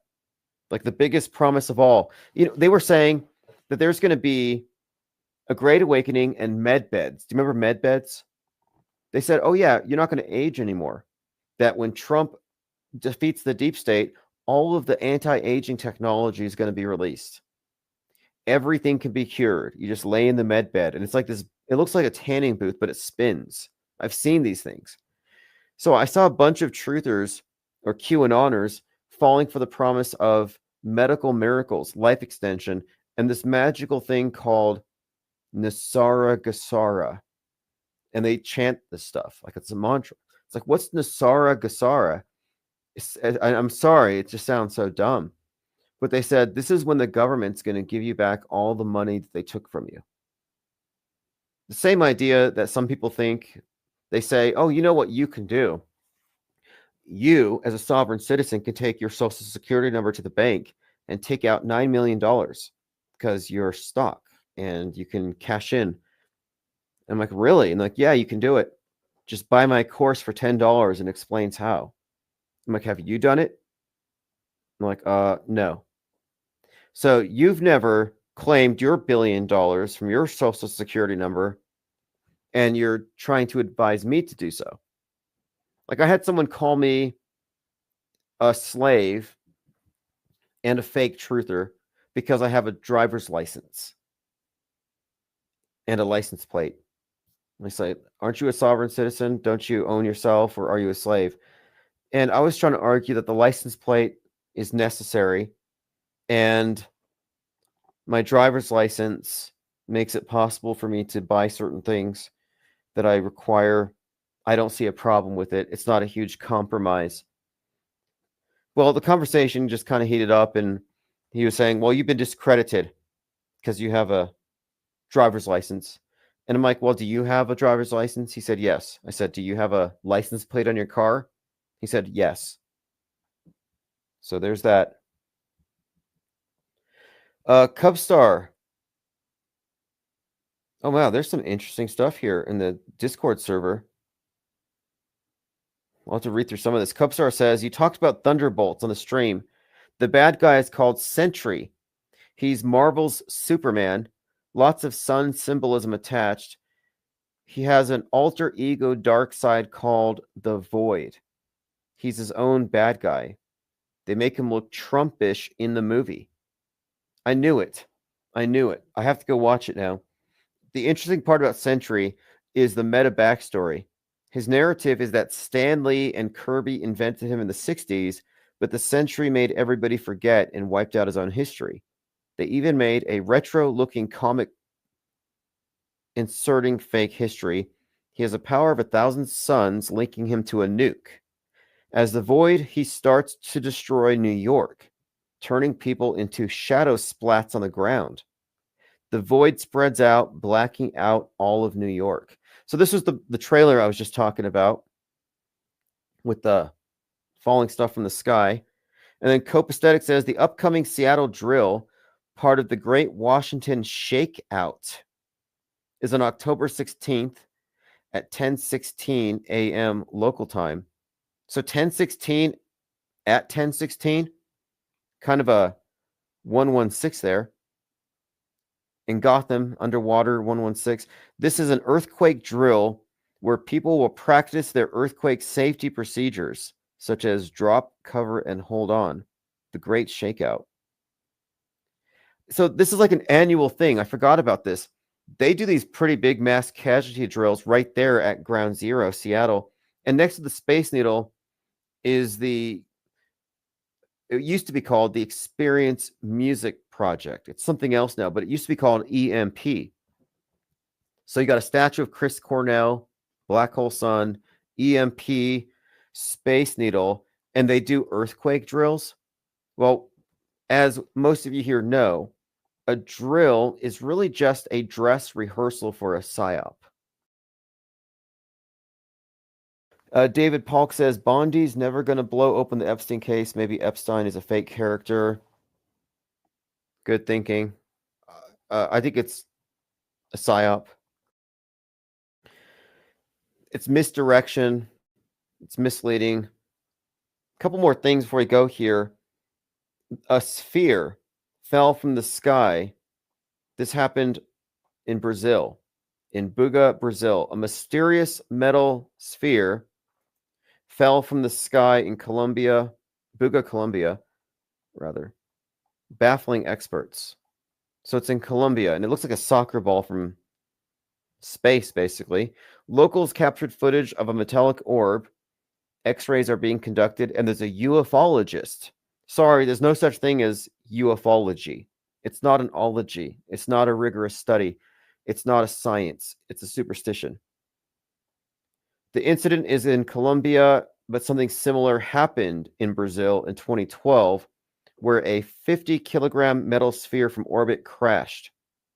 Additionally, there's concerns about the re-entry of Russian Cosmos 482 that could potentially fall in Brazil, and there has been increasing space debris in the region. The metal sphere in Buga refers to an unexplained metallic object that fell in Colombia and is currently under ufological scrutiny. Again, it's not an ology, but whatever. And here's a 3D rendering of it.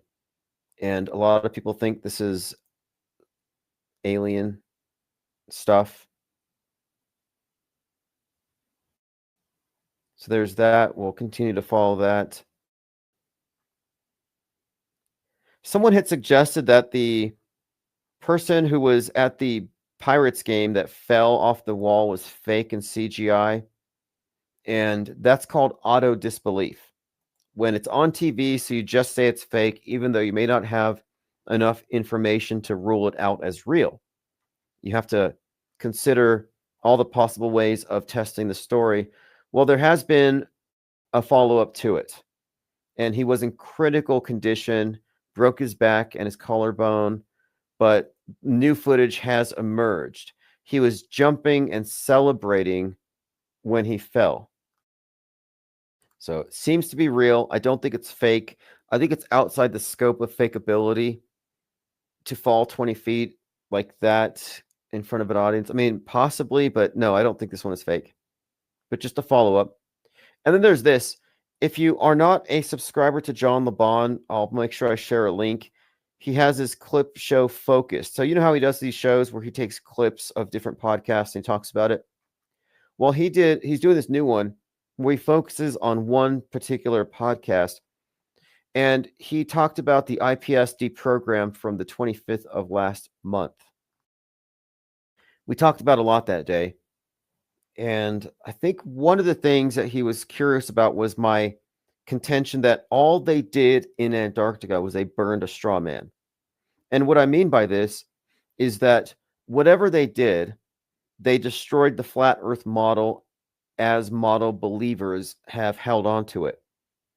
I've said from the very beginning that this is not a model first conversation, that we don't have enough information to say we have a complete model. And if our starting point is we don't agree with the one we've been shown, as in if you don't trust the globe model as presented because the scientific establishment is full of CGI and lies, well, then you can't say you have a complete model. So the idea of a flat earth model versus a globe model was fallacious from the get-go. It's an either-or fallacy. Just because it's not this doesn't mean it's this. Just because NASA's lying doesn't mean the Bible's version is true. So when I say they destroyed a straw man, they did, in the sense that this is supposedly what the flat earth topic was about, this domed flat earth with the spiraling sun. And that's a misrepresentation. Only a small percentage of the people who get into this topic think that's the truth. What they really have is doubt about the main model. So it's not even about shape. It's about worldview and how you get that worldview. It could be a ball. I mean, I don't have any refutation to what a 24-hour sun would mean, but whatever we're shown from space isn't what we're on, because what they're showing us is an artistic rendering, an interpretation. And my take on it, let's say it is a spinning ball, 25K circumference going around the sun as advertised, fine. Doesn't bother me one bit. However, what's the point of falsely representing it from outside? Are they hiding land? Atlantis, perhaps. Maybe the place where Bezos is going to mine asteroids is really just on the other side of, well, somewhere out in the uncharted waters. You know, like, for example, the pole of inaccessibility, where Jules Verne's 20,000 Leagues Under the Sea takes place, where NASA supposedly drops all their satellites, the spacecraft cemetery, where H.P. Lovecraft pinned the location of the sunken city where the old ones dwell, Cthulhu and such, in his mythos. Like, it's a pretty remote place. For all we know, that's where the Crisis Actor Island is. But my point is, I don't trust the history. I don't trust the news. Why would I trust the maps? So all they did was they burned a straw man, because the flat earther, as somebody who's attached to this alternate shape, is a straw man. There isn't really anybody aside from Mark Sargent that fits that particular model. I would argue that the flat earther is a misnomer, that you should call them media skeptics who are just full of questions and have rejected the establishment view of things. But part of being a skeptic is suspending judgment. And how long do you suspend it? Well, I'm going to suspend it for 5 more years at least. I want to see. Because they've had plenty of time to provide evidence to substantiate their claims since these questions have been raised. And all they've done is made themselves look increasingly ridiculous. Unless any of you are convinced by Kate Perry going to space. I wasn't. I didn't see the curve, but Jaron did. He said, I can see the curve, guys. Really? You can see the curve from 50 miles up? Show me the math on that. Because that sounds like curvert math, not math. Not objective observation. It looks like maybe a bias. Alex Jones said, will James O'Keefe's highly anticipated expose reveal that AG Pam Bondi is the Trump administration official responsible for covering up the Jeffrey Epstein files. That was what he posted, and then he deleted it. Why did he delete it? I don't know. The plot thickens. We'll see. Here's a video from the ISS looking at space, and you see nothing but stars. Am I the only one that's confused by this? How many times have we seen footage from the ISS and space is just black? Sometimes you see bubbles. Because sometimes, of course, they mistakenly reveal that for the most part, spacewalks are filmed underwater. But somebody explain how they suddenly have stars. Is that new? Are they going to Mandela affect that into our existences? David says grays might be demonic entities through dimensions and not planets. Well, it's more likely they're subterranean. They're beneath our feet, watching our every moves. They're beneath the oceans, or perhaps they exist here. But yeah, the idea that they're from some distant planet is kind of ludicrous. Even if there were distant life and the universe were constructed as such, I don't know what the incentive would be to drive this far or fly this far. I think the grays represent the ultimate synthesis of all of the dialectics. The black and the white become grays. When we all merge into one world, you collapse all the borders, we have one world. The alien invasion, the ubiquitous alien invasion, all the different nations invading each other is what we're talking about with the one world. And so there we have the alien invasion is really just the achievement of all of their ends. When the black and the whites in all these dualities, polarities are reconciled. 1 second here. I have an Uber gig, so let me go ahead and get this caller on really quick. Calm down. Hey, what's up? Calm down. Hey, what's up? I was just wondering. Good to hear you. Thanks for calling. Oh, you can hear me? Yeah, Hello? loud and clear. Go ahead. Hello? Yes, I can hear you loud and clear. I called you like a week ago or something. Like, I was wondering, did you watch that video about the twins, the Challenger hoax twins video? Oh yeah, I did look through your channel. I shared it on my channel as well, and a lot of us have been talking about truther bait, and it seems like this idea that all these Challenger astronauts are still alive was some initial misdirection, and I'm pretty sure it came from NASA itself, that they do their own misdirection. Well, it's possible, man. I don't, my videos are not like, yeah, it's definitely him. It's just like, I'm just comparing them, you know, I'm just showing it, you know, but like if you look at the original Clues forum, they talking and this is in like 2015, people are saying that maybe they found someone that looked just like that person, and then they made their fake name that person's name, you know, as far as Resnick and Krista McCullough. I don't know. I just think that Scooby, the guy, the Cows and Trees guy, is for sure Scooby. The other ones I'm not sure about, but if one's alive, they're all alive, you know. But yeah, it could totally be bait, you know. Well, it's interesting to see how they pull this stuff off. I've always been interested in spycraft, and then we get into deep fakery. And long before digital deep fakes, they figured out how to create these hyper-realistic masks that are indistinguishable from that person. So there's no telling what they have up their sleeves as far as magic tricks. But what is certain in my view is that the Challenger disaster was actually a major psychological operation and a hoax. But I'm interested in all these explanations for how it happened, but we can't settle on bad evidence. It was totally planned, or that maybe the space shuttle is always remotely launched, and then they just had an accident, and then they had to make up the psyop? Or do you think it was totally planned from the beginning? Oh, I think it was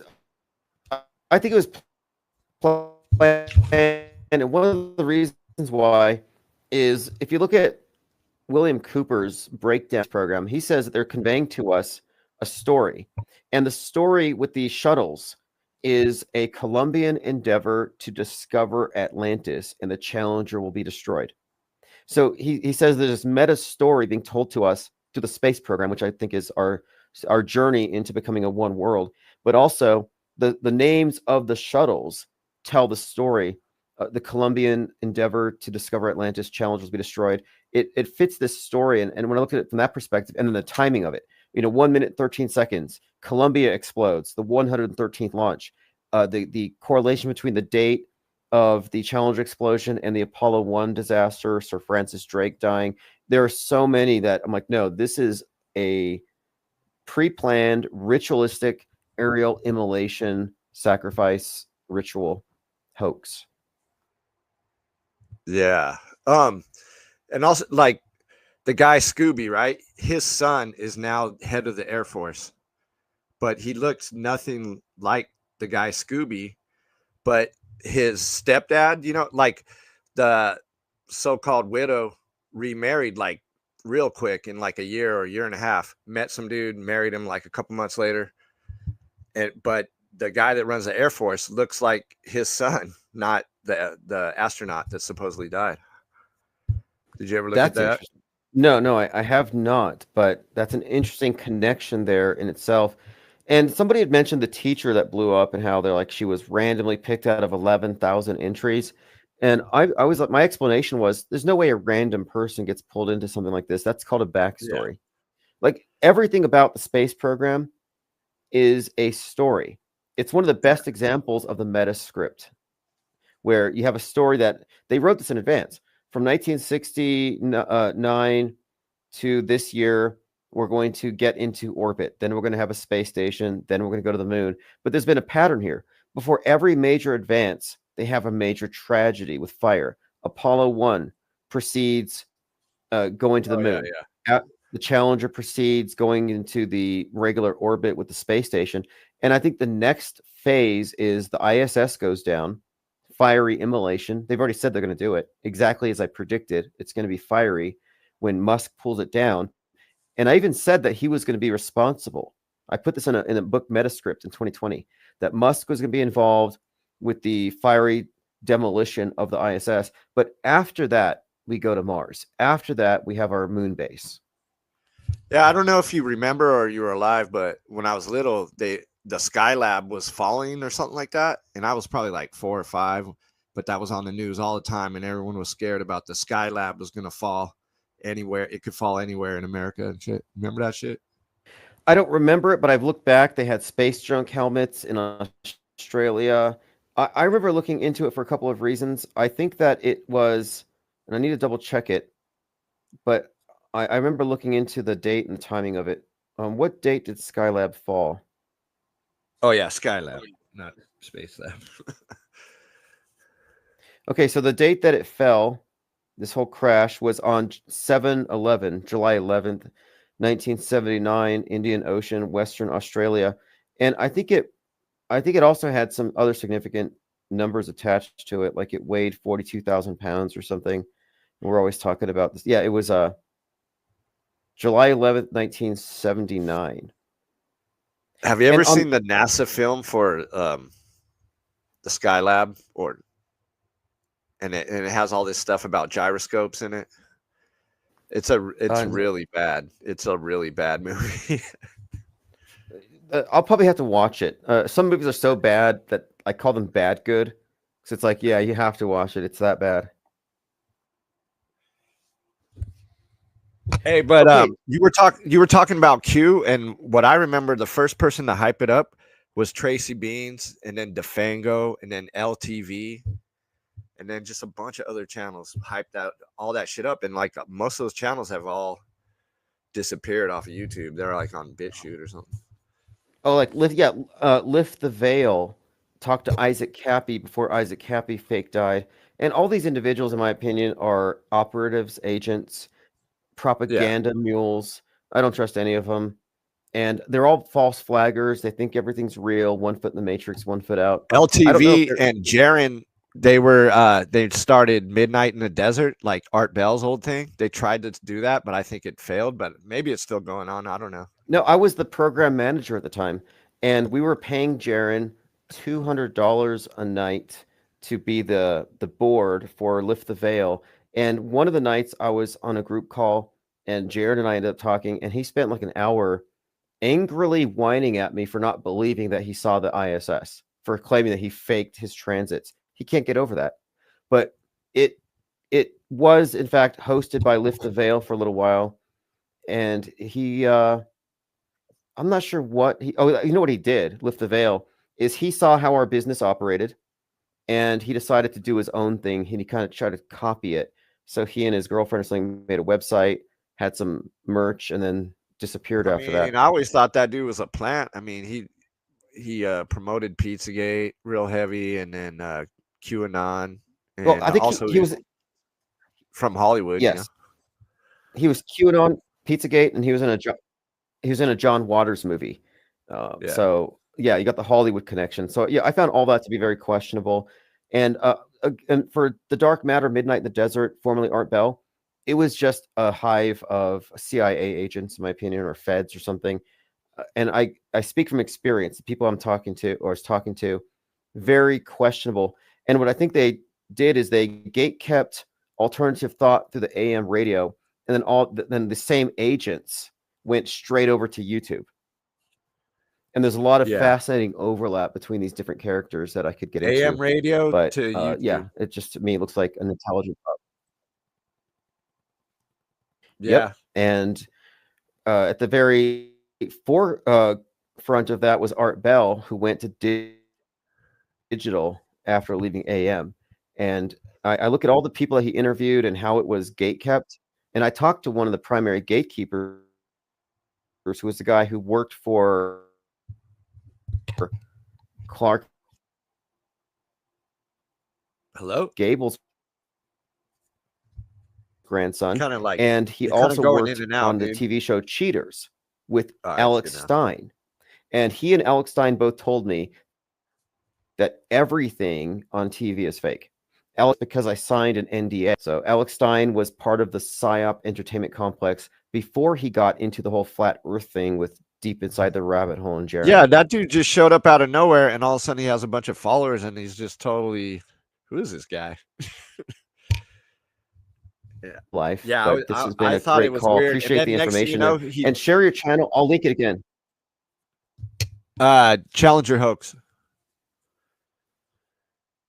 Also, calm down. Yeah, Challenger hoax, and I got the link here. Yeah. Okay, good. You're same person. Calm down. Gotcha. I see you as calm down in there. Okay, cool. Very, very nice.